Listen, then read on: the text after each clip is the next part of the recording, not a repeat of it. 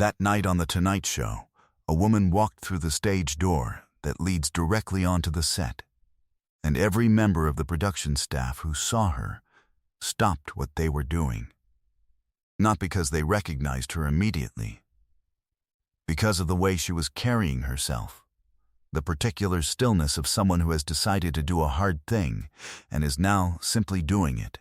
She was in her 60s, slight, with the careful composure of a person who has spent years learning to be present in rooms full of her son's absence. She was holding a small envelope against her chest with both hands. Not tightly, the way you hold something you have learned to hold gently. A floor producer stepped toward her. She told him her name. He stood very still for a moment. Then, he turned and walked quickly toward the set.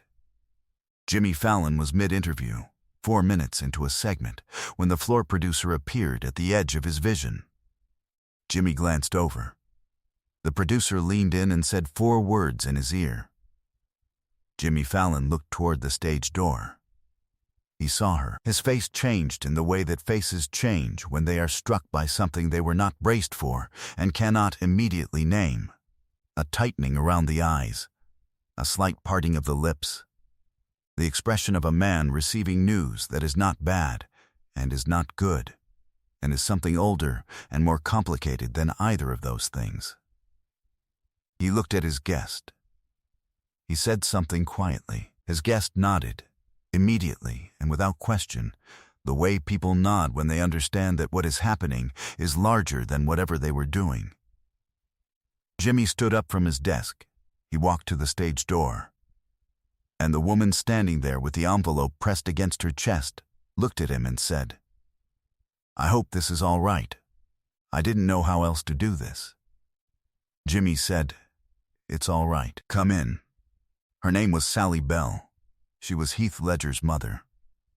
And she had come to The Tonight Show on a Tuesday evening in October 2014 because 6 years had passed since her son had died, and she had been carrying his final message long enough. It was time to give it to the person he had written it for. It was a Tuesday night taping. October 2014. The Tonight Show starring Jimmy Fallon. The guest that evening was a filmmaker named Cassandra Voss, 41 years old, a documentary director from Perth, Australia, who had spent 8 years making a film she had never intended to make, one that had become, in the course of its making, the most important thing she had ever done. She was on the show to promote its American release. She had given 11 interviews that day. She was exhausted in the specific way of someone asked to talk about something sacred in rooms designed for efficiency. She had not known Sally Bell would be there. No one had known Sally Bell would be there. There was no arrangement, no coordination of any kind. Sally had simply decided, that morning, that today was the day. She had taken a car to 30 Rockefeller Plaza, told the person at the desk she needed to see the show, and said her name when asked for identification. The word moved through the building quietly and quickly until it reached the floor producer who had leaned in and said 4 words in Jimmy Fallon's ear. To understand what happened next, you need to understand what happened in 2006. Heath Ledger wasn't always Heath Ledger, the cultural legend, the actor whose final completed performance would be called one of the greatest in the history of American cinema. In the spring of 2006, he was 26 years old, and between the version of his life the world knew and the version he was moving toward. He had made films that mattered. He had been recognized by the right people in the right rooms. He was not unknown, not invisible, not still waiting for the door to open, but he was not yet what he was about to become, and he knew it. The way artists sometimes know before anyone else does that they are approaching something they cannot yet see clearly. He was in Perth that spring, between projects, staying near family, a pause that feels like rest, but is actually a different kind of work. The internal kind, no visible product, no schedule, no one to account to. He had heard through a mutual friend about a documentary being filmed in the hills outside the city. A young filmmaker named Cassandra Voss was making a film about a small school for children with severe developmental disabilities, children the systems meant to serve them had declared unreachable. Cassandra had taken that as a challenge rather than a verdict. She had been living with those children and their families for 4 months, filming quietly, trying to make visible what the diagnoses had declared invisible. Heath went to see the school on a Thursday afternoon. He had not told anyone he was going. He was not there to be photographed, or to make a statement, or to lend his name to anything. He went because the description of what Cassandra was doing had done something to him that he couldn't put down, and he had learned by then to follow the things he couldn't put down. Cassandra was there when he arrived. She recognized him immediately and said nothing about it, which he noticed, and which was the beginning of the reason he trusted her. He spent the afternoon at the school. He sat on the floor with the children. He was not performing for the camera. Cassandra was filming, quietly, from a distance, but he did not perform. He simply sat and listened and followed the children's attention wherever it went, which is the thing that adults almost never do correctly, and which children recognize immediately when an adult manages it. One of the children, a boy named Thomas, 9 years old, nonverbal for most of his life, climbed into Heath's lap halfway through the afternoon and went to sleep. Thomas's mother, watching from the doorway, pressed both hands to her face. Heath stayed until Thomas woke up. He did not move for 40 minutes so as not to disturb him. When he left, he found Cassandra in the corridor. He said, "How long have you been making this film?" She said, 4 months. He said, "How long will it take?" She said, "I don't know. Long enough to get it right." He looked at her for a moment. Then he said, "I want to help. Not publicly. I don't want it to be about that. I just want to help you finish it." He funded the rest of the film. He told no one. He asked for no credit. He wrote Cassandra a letter, formal and careful, explaining the terms. His name was not to appear anywhere in connection with the film. Not in the credits, not in the press materials, not in any interview, not ever. He wanted the film to belong entirely to the children and to her work. If it became known that he had funded it, the story would become about him. And the story was not about him. Cassandra agreed. She finished the film over the following 18 months. It was called simply What Thomas Knows. It was accepted to 3 festivals. It won 2 awards whose names are not famous, but whose juries understood exactly what they were looking at. Cassandra kept Heath's name entirely out of it. She kept his letter in an envelope in her desk drawer, because the letter was the kind of thing you keep. In January 2008, Heath Ledger died in his apartment in Manhattan. Cassandra learned of it the way the rest of the world did, from a screen, suddenly, without preparation. She thought about the afternoon at the school, about Thomas asleep for 40 minutes while a man sat perfectly still so as not to wake him, about someone who had asked to help finish something and then asked that no one ever know. She kept the letter. She told no one.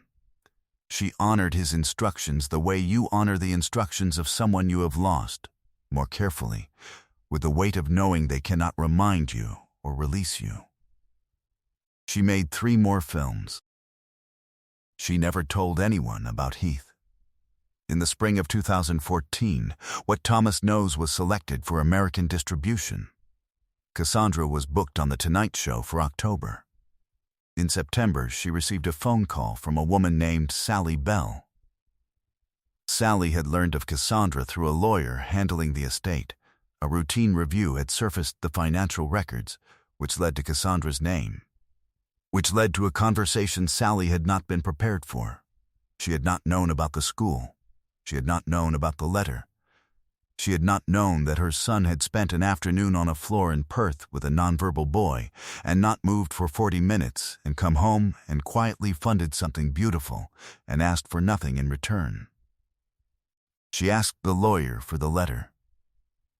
She read it once. Then she put it back in its envelope and carried it since September, deciding, when she learned Cassandra would be on The Tonight Show, that this was how it should be done, in person, in a room, with other people present.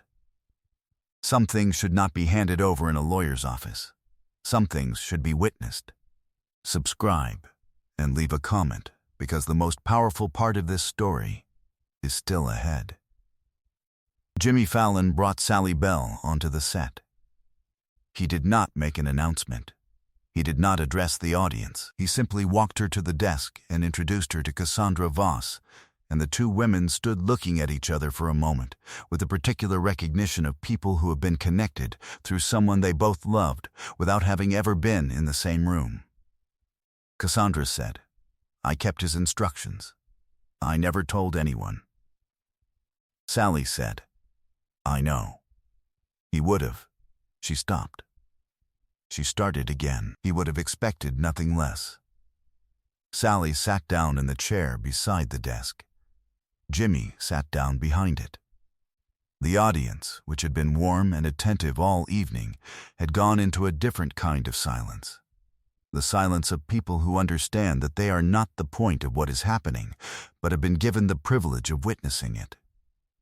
Sally set the envelope on the desk. Not loud, not ceremonial, just a plain white envelope placed on a television desk, slightly worn at the corners from 6 weeks of being carried. She said, "This belongs to you. It always did. I only wanted to bring it back to you myself." Cassandra picked up the envelope. Her hands were steady in the way hands are steady when a person is holding everything together with the full force of their attention. She opened it. She took out the letter, 2 pages, handwritten, the careful, formal language of a 26-year-old who had thought about what he wanted to say and had taken the time to say it correctly. She read it to herself. The studio was completely quiet. When she looked up, her eyes were full. She looked at Sally. She said, "He said he wanted Thomas to be seen." That was the word he used. Seen. He said most of the time when we look at people we only see the shape of what we expect. He said your film was looking at the actual person. He said he didn't want to be the reason anyone looked away from that. Jimmy Fallon had both hands pressed flat on his desk. His mouth was slightly open. He was not going to speak. There was nothing to add, nothing to frame, nothing that the professional machinery of a television host could usefully contribute to what was happening at his desk, and he knew it. And he stayed very still and let it be. Sally Bell looked at Cassandra holding her son's letter, and she smiled. A small, private smile. The smile of a mother recognizing something she has always known, confirmed now by a stranger who had also known it, who had spent 6 months on the floor of a school in Perth getting it right. She said, "He was always like that, even as a boy. He would go very still when something mattered, like if he moved, he might miss it." 300 people in that studio were not breathing loudly. The floor director stood motionless at his position. Questlove had set his sticks across his knees, and his hands were open and still.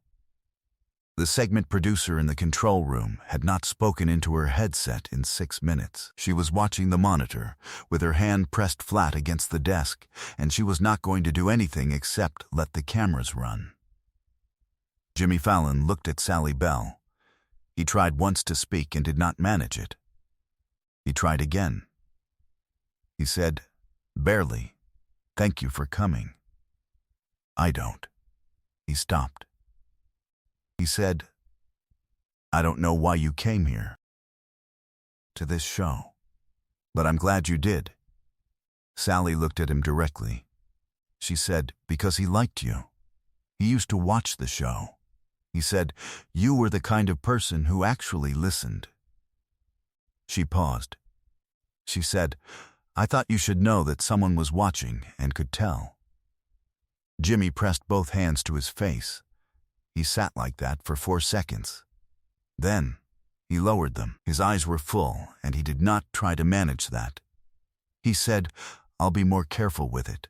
I promise." Sally nodded once. The nod of a woman who believed him. Share and subscribe. Make sure this story is never forgotten. Cassandra Voss kept the letter. What Thomas Knows found its American audience that winter quietly, without celebrity attachment, exactly as Heath had intended. Thomas, who was 15 by the time the film reached American screens, had been speaking in full sentences for 2 years. His mother attended the New York premiere. She did not know about the letter or the funding or the afternoon on the floor. She knew only that someone had believed her son was worth seeing and had taken the time to look. Heath Ledger never told anyone about the afternoon at the school, or the letter, or the money. He went home from Perth and began preparing for a role that would consume the next year of his life and that the world is still talking about. He was 26 years old. He had 40 months left. In those 40 months, he found time to fund a film about a boy named Thomas, to ask that his name never appear on it, and to write 2 pages explaining why in the careful formal language of a man who wanted to get it right. Sally Bell still has the copy the lawyer gave her. She says she reads it sometimes, not often. Only when she wants to hear how he sounded, when he was thinking clearly and taking his time. Some people move quietly through the world, leaving things behind that no one finds until the finding of them is exactly what someone needed. And some of them never know. And some of them always knew that was enough.